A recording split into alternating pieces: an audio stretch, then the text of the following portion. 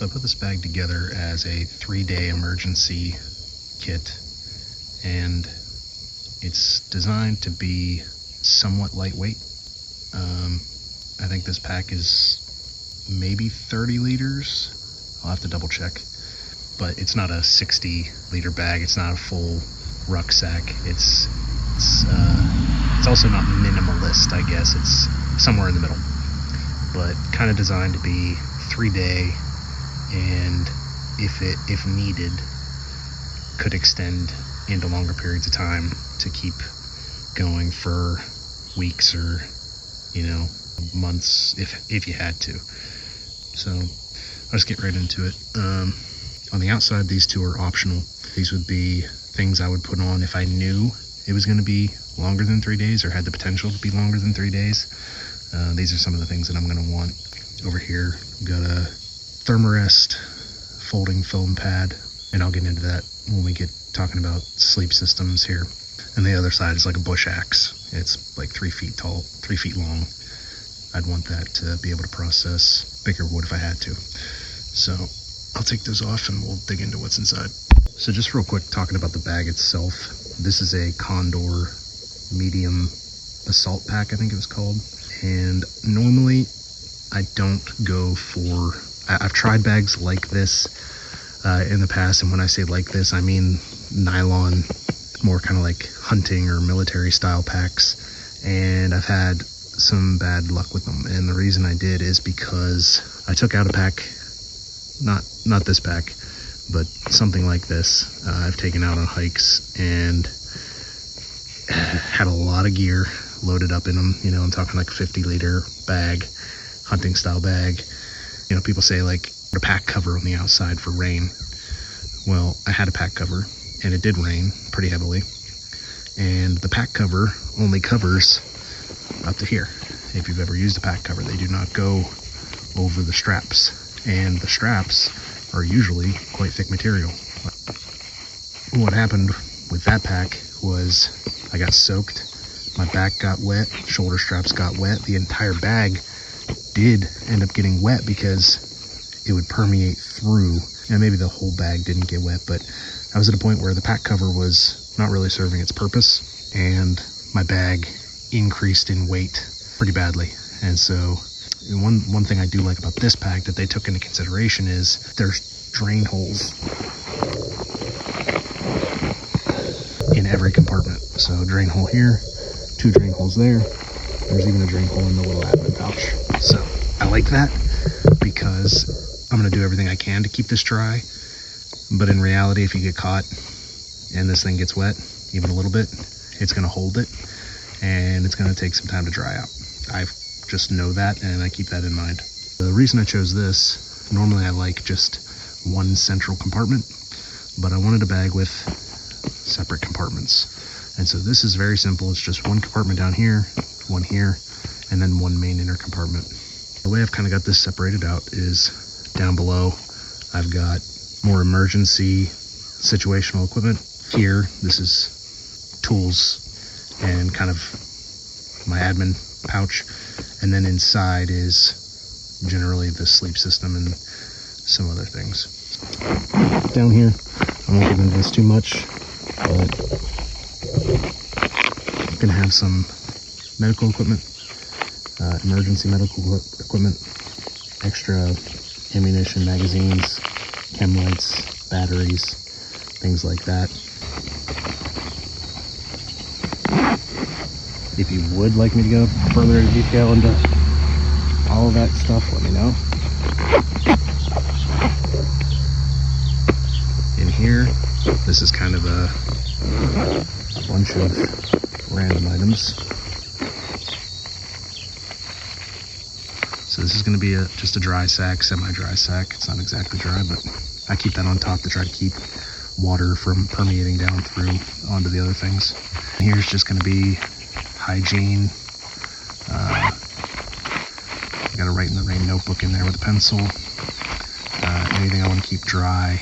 Some jute twine for maybe using as tinder or cordage. Bic lighter. Coffee, of course. I like to take Propel packets or Gatorade or something like that for electrolytes.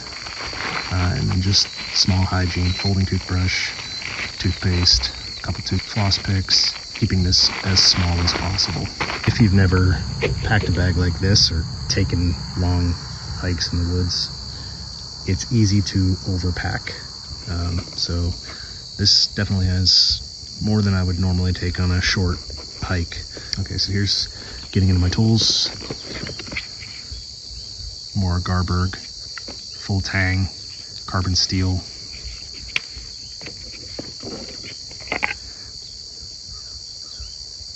Can do a lot of work with that. Scandinavian grind, easy to sharpen.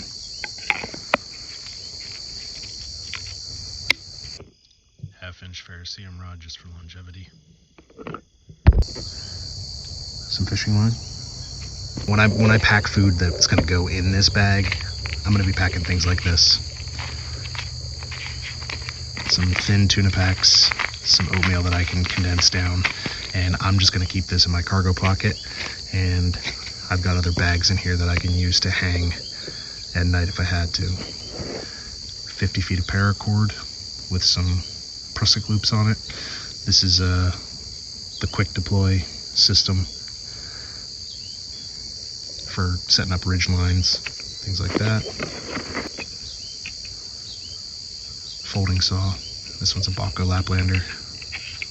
Works really well. It can process just about everything you need to with that. Navigational protractor. It's got the different scales on here. This is for working with a map. Along that line, always a compass, so you're not walking circles in the woods. This is a Cento A30. Some extra batteries here. Have an emergency whistle, just in case I would need that. Sewing kit to repair gear. Fishing hooks. A little piece of aluminum foil. Has a lot of uses for cooking, making containers, things like that. So I'm not going to be relying solely on a little light like this. This is going to be like a 100 lumen little pen light. Not going to last long. Runs on a couple AAA batteries, which I have some extras there, but this is kind of my backup light. I'm going to be carrying something like this. A headlamp. This one's a stream light. Very bright, lasts long, hands-free. So that's just a complimentary light as a backup, or if I need to do something small, quick, I'm in my bag, it's here. Multi-tool. This one's a Leatherman Wave, I think. It has extra blades on it, but the main use is going to be the pliers and the folding saw for doing small wood cutting. Yeah, actually, I find myself using this can opener. This can opener works pretty well. Don't expect to be carrying cans like this, but if I came along them, I know that's going to do the trick. File could be used to sharpen your blades. Very handy to have something like this, especially make sure that it has the folding saw on it. Down in here, I just keep a little roll of 22 gauge wire to bind things that you didn't want to corrode. If you had to, you could make snares, try to catch squirrels or rabbits in an emergency. So good to keep that in there. And that leaves the main compartment. And one thing that I kind of don't like about this pack is that it doesn't open all the way. The zippers go about halfway down, but it's not the end of the world. You can still access everything you need just fine. So right at the top, I've got military poncho. That's it right there. This is right at the top for quick access. This is big enough to wear and cover your pack.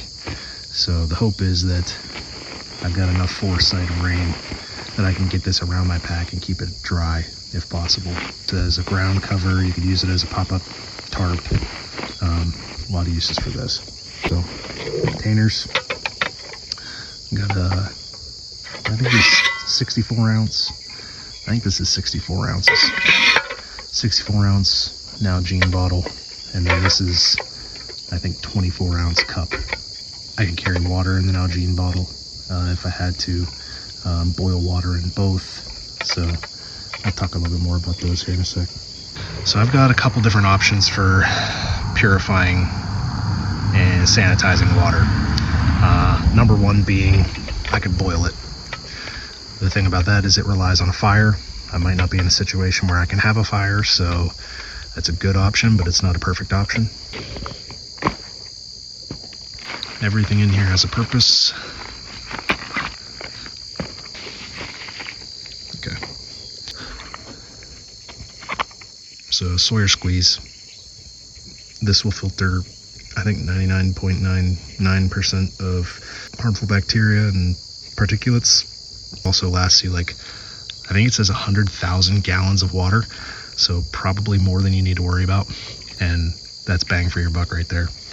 But anyways, these are quick. You could fill up a bladder like this CNOC bag in a stream. This opens up to be a wide mouth. It's a 3-liter bag. Screws onto the bottom here. The water drains out, or you can squeeze it out, and it's good to drink like that, barring any chemicals, things like that. So, you know, if it's a fresh stream, spring, and could have some harmful bacteria in it, this is good to go. Obviously make sure that you read how to use it, but use this all the time. It's probably going to be my number one go-to. It does rely on having this full of water. It's not inconvenient, but if you're in a hurry, you know, to fill this up, screw this on, fill up the cup that you're going to drink out of, it's a little bit more time consuming because I don't really want to walk with 3 liters of water unless I have to. Normally I'd hang this on a tree and let this gravity feed like that. So if visibility was an issue, you know, I don't want someone to see this hanging in a tree like that. It's going to make this other option a little bit better. This is Aquamira. It's a 2-part water treatment.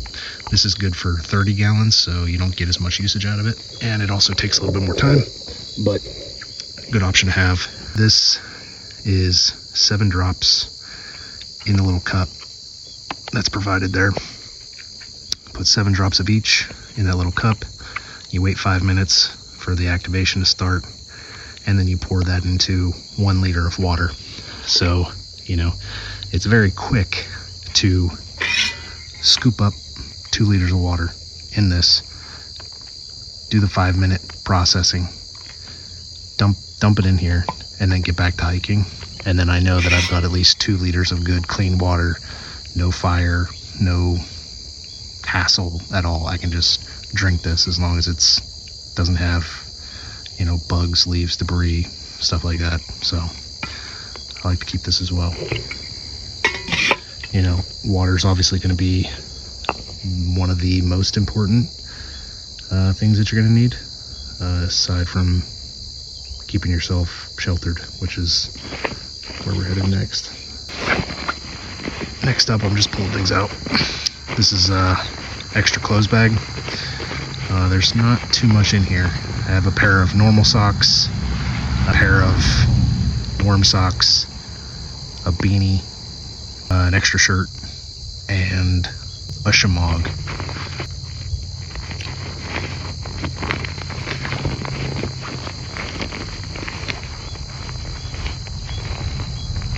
A lot of times when I'm camping outside, and especially in situations where I'm not fully enclosed, one of the first things, especially when it gets cold, well, the 2 things for me at least are my feet will get cold and my face will get cold.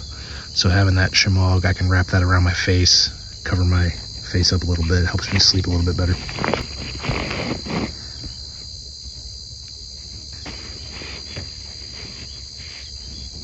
Stainless steel grill. 10 by 10 waterproof tarp. This is going to be my main cover. There's a bunch of different configurations that you can put this into. You can form it into a tent. You can just do a little lean-to, A-frame. There's so many options that you can do with this. You know, pairing this with the paracord cordage, I'm good to go. I at least have something to sleep under. stakes that go with it. I just went with the aluminum stakes. These are the lightest, fastest option, so go with those. If you have to make more stakes, you can always just make them out of wood pegs, but I don't really want to be messing around with that. This next item is a sleeping pad, and it's more of a comfort item. It's an air sleeping pad. My experience with these are that they don't always work the best. You might get a little while out of them, but as soon as it forms a leak, patching them is tough. I haven't had the best success with patching the ones that have busted, but for every night you can get out of this, it's going to be better than sleeping on the ground or underneath a pad like this. And sleep's pretty important to keep your head clear, keep your body good to go. Keep this, but I have no illusions about the fact that this could fail at any time. 3 days, I feel okay about that. That could get me through by 3 days. That's what I said earlier. If I know it's going to be a prolonged stay, I'm going to go with the foam pad. I might even, if I know it ahead of time, I might even leave this behind, but otherwise it's an air pad. They are great while they work, and as soon as they don't, you find yourself in a decompressed mattress laying on the ground in the middle of the night, and that's not fun. So thinking emergencies and comforts, I'm going to want to have that. And the last sleep item is a blanket. This is a poncho liner or a whoopee. I use it as a blanket, sleeping bag, sort of. They're small, lightweight, hardly anything to them. Press down pretty good. So that's that. Last thing I have in here is a map of the area that I normally work in. So you should have this. It's just a printout, laminated.